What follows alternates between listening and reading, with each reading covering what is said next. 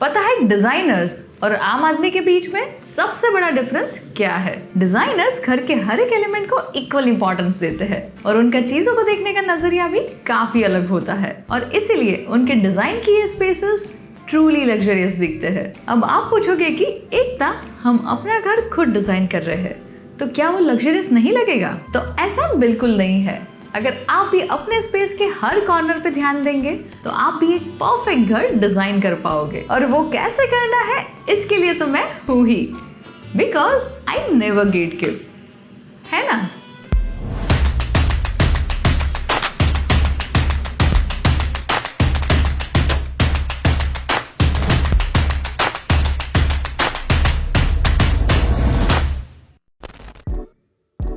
अगर आज भी आपने अपने स्पेस में ऐसे कर्टन्स लगवाए हैं तो प्लीज अब उन्हें रिमूव कर दो। देखो, जब आप कर्टन्स ऐड कर रहे हो तो उसे ऐसे मेटल रोड से हैंग करने से फर्स्ट कर्टन का ये पार्ट फुल्ली विजिबल रहता है जो बिल्कुल भी अच्छा नहीं लगता। सेकंड, अगर आपके वॉल पे ये है विंडो और यहाँ पे प्लेस की है ये मेटल रॉड, अब आप खुद एक बार विजुलाइज करके देखो कि इससे जो रूम की वर्टिकल लेंथ है वो कट हो रही है। वहीं अगर मैं इसे फुल लेंथ कर्टन्स ऐड करूं तो ये वॉल पे एक एडिशनल लेयर जैसा ही दिखेगा जिसमें आप शेयर और ब्लैकआउट कर्टन्स को मिक्स करके ऐसे अरेंज कर सकते हो और पेलमेट क्रिएट करके इतने पार्ट को हाइड भी कर सकते हो। अगर स्मॉल विंडो है तो फुल लेंथ कर्टन्स की जगह ऐसे रोलिंग ब्लाइंड्स ऐड कर सकते हो जिससे रूम क्लटर्ड भी नहीं दिखेगा और प्रॉपर विंडो ट्रीटमेंट भी मिल जाएगी। और रोलिंग शटर्स को रूम के प्राइमरी कलर्स में ले तो और भी बेटर लुक अचीव कर पाओगे। इंटीरियर डिजाइन कर लिया और लिविंग रूम में रग ऐड करने वाले हो तो ये गलती बिल्कुल मत करना।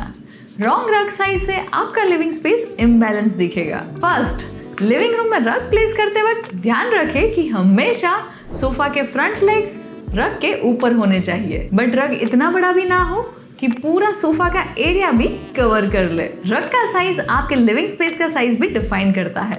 तो अगर आपका लिविंग रूम स्पेशियस है बट यहाँ तक ही सोफा है तो इससे ज्यादा रग को एक्सीड मत करना। आपने ऐसे स्क्वायर और रेक्टेंगुलर रग्स कई बार देखे होंगे, पर कुछ डिफरेंट करना है तो ऐसे सर्कुलर और एसिमेट्रिकल रग ले सकते हो जो काफी प्रीमियम दिखते हैं। और बेडरूम में लाउंज चेयर के साथ ऐसा सर्कुलर रग स्पेस को एक कंप्लीट लुक देता है।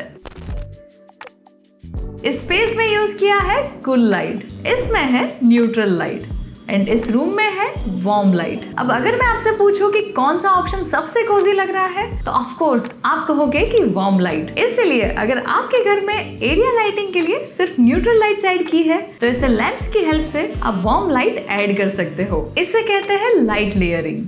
और काम थोड़ा और इजी करना है तो आपके पास दो ऑप्शंस है। फर्स्ट, आप सीलिंग लाइट में ही ऐसे 3 टेम्परेचर लाइट सिलेक्ट करना जिससे आप स्विच या रिमोट की हेल्प से ऑपरेट कर सको। सेकंड, अगर आपको अपने मूड स्विंग्स के हिसाब से लाइटिंग चाहिए then you can go with lighting automation जिसमें आप अपने चॉइस के अकॉर्डिंग लाइटिंग की इंटेंसिटी और टेम्परेचर दोनों चेंज कर सकते हो। क्योंकि आपके स्पेस के लिए तीनों टेम्परेचर की लाइट इक्वली इंपॉर्टेंट है तो उनमें से किसी एक को भी सेक्रीफाइस क्यों करना? बात तो सही है।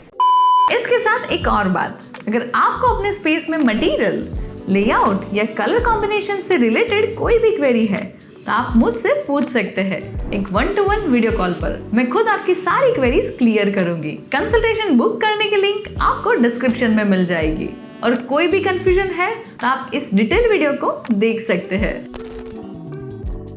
इंटीरियर को मॉडर्न और स्टाइलिश बनाने के सबसे सटल तरीकों में से एक है फ्लोटिंग फर्नीचर को यूज करना। ये वो पीसेस होते हैं जो या तो वॉल माउंटेड होते हैं या फिर उनका बेस रिसेस्ड होता है जिससे वो फ्लोर से रेज्ड दिखते हैं। इस डिजाइन का सबसे बड़ा इम्पैक्ट रूम की स्पेशियसनेस पे होता है। जब फ्लोर विजिबल रहता है तो आंखों को स्पेस ज्यादा बड़ी लगती है और ओवरऑल वाइब एरी और ओपन फील देती है। फ्लोटिंग बेड्स और साइड टेबल्स के अलावा आप इसे वैनिटी कैबिनेट्स, टीवी यूनिट्स और शू रैक में भी कंसिडर कर सकते हैं जो इंटीरियर को इंस्टेंटली लाइट और कंटेम्पररी लुक देते हैं। एक और प्लस पॉइंट है प्रैक्टिकलिटी। क्लीनिंग इजी हो जाती है और छोटे स्पेस में हर इंच का बेटर यूटिलाइजेशन होता है। और फ्लोटिंग फर्नीचर ऐड कर रहे हो तो रिसेस लाइटिंग भी जरूर ऐड करना, ये आपके स्पेस के लुक को इंस्टेंटली एलिवेट कर देगा। ओपन लेआउट्स अब एक कॉमन कंसेप्ट है, स्पेशली मॉडर्न अपार्टमेंट्स में। प्रॉब्लम ये होती है कि जब सब कुछ एक ही हॉल में होता है, लिविंग, डाइनिंग और पूजा एरिया, तब अगर आप हर स्पेस को एक इंटेंशनल बाउंड्री नहीं देते तो सब आपस में मिक्स दिखने लगेगा। तो सॉल्यूशन क्या है? तो डिजाइनर्स यहाँ पे जोनिंग अप्लाई करते हैं, मतलब एक लार्ज स्पेस को छोटी फंक्शनल यूनिट्स में डिवाइड करना बिना फिजिकल वॉल्स ऐड किए। ये डिटेल ही एक रूम को ऑर्गेनाइज दिखने में हेल्प करती है। ये है जोनिंग करने के लिए कुछ simple tricks. First, living space define करने के लिए एक लार्ज एरिया रग यूज करो। डाइनिंग के लिए आप डाइनिंग एरिया की फॉल सीलिंग डिफरेंट रख के एक विजुअल डिफरेंस क्रिएट कर सकते हो। ये एक इनविजिबल बाउंड्री क्रिएट करता है। ऐसे कंसोल यूनिट्स भी जोन्स को सेपरेट कर देते हैं बिना स्पेस को ब्लॉक किए। जैसे मैंने इस प्रोजेक्ट में कंसोल यूज करके इस कन्वर्सेशन एरिया को डाइनिंग से सेपरेट किया है। और अगर बजट अलाउ करे तो फ्लोरिंग से भी आप जोन्स डिफाइन कर पाओगे, जैसे डिफरेंट कलर या पैटर्न के टाइल्स या फिर वुडन फ्लोरिंग। जोनिंग का मतलब सिर्फ फंक्शंस डिफाइन करना नहीं है, बल्कि एक स्पेस को डिफरेंट लुक देना भी है। हार्डवेयर जैसे डोर हैंडल अगर मिसमैच हो तो ये एकदम स्मॉल डिफरेंस भी इंटीरियर्स को इंस्टेंटली थोड़ा चीप लुक देती है। प्रोफेशनल डिजाइनर्स छोटी डिटेल्स में भी यूनिफॉर्मिटी मेंटेन करते हैं। हार्डवेयर कंसिस्टेंसी घर को एक कोहेसिव लुक देती है। जब सारे नॉब्स एंड हैंडल्स सेम ही फिनिश में होते हैं तो स्पेस ऑटोमेटिकली क्यूरेटेड और प्लान्ड लगता है। चाहे किचन हो, बाथरूम हो या bedroom, same family of hardwares हर जगह रिपीट होती है। प्रैक्टिकल स्टेप सिंपल है। एक हार्डवेयर फिनिश सेलेक्ट करो जो आपकी ओवरऑल थीम के साथ कॉम्प्लीमेंट करे, जैसे matte black for modern, brushed brass for luxury, satin nickel for timeless appeal. फिर सब फिटिंग्स उसी फिनिश में रखो।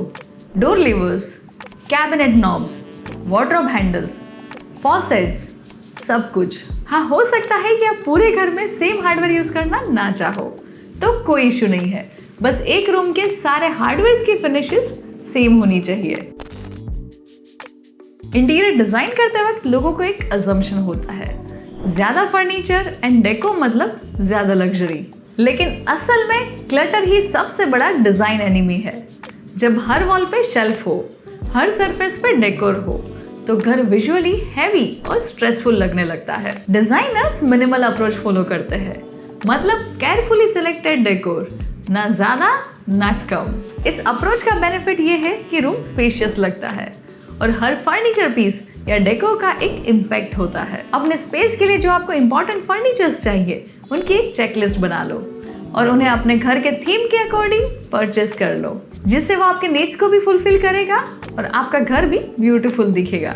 नेक्स्ट डिजाइन हैक है, किसी भी घर के इंटीरियर्स में सबसे ज्यादा विजिबल सरफेस होता है वॉल्स, और यही वजह है कि वॉल्स पे सिर्फ सिंपल पेंट करना कभी कभी थोड़ा प्लेन और मोनोटोनस हो सकता है। टेक्सचर पेंट्स यूज करने से वॉल्स में डेप्थ और डिमेंशंस आ जाती है और विजुअल इंटरेस्ट भी क्रिएट होता है। टेक्सचर पेंट्स का सबसे बड़ा बेनिफिट ये है कि उससे वॉल को हाईलाइट कर सकते हैं, वो भी बिना पूरे रूम को ओवरपावर किए। बस एक या दो फोकल वॉल्स, जैसे लिविंग रूम में सोफा के पीछे की वॉल, बेडरूम में बेड बैक वॉल या डाइनिंग एरिया के एक्सेंट वॉल पे आप इसे करवा सकते हैं। टेक्सचर पेंट्स में कई सारे ऑप्शंस अवेलेबल होते हैं, जैसे lime wash, lime plaster, exposed concrete, fabric texture या मेटालिक टेक्सचर। इन्हें आप घर के किसी भी कॉर्नर में करवाइए, ये बेस्ट ही दिखेगा। बट आप अपने स्पेस के कलर थीम को कॉम्प्लीमेंट करें, वैसे ही कलर्स सिलेक्ट करना। ये है मेरे कुछ personal favourite texture paints from Asian paints and Birla opus.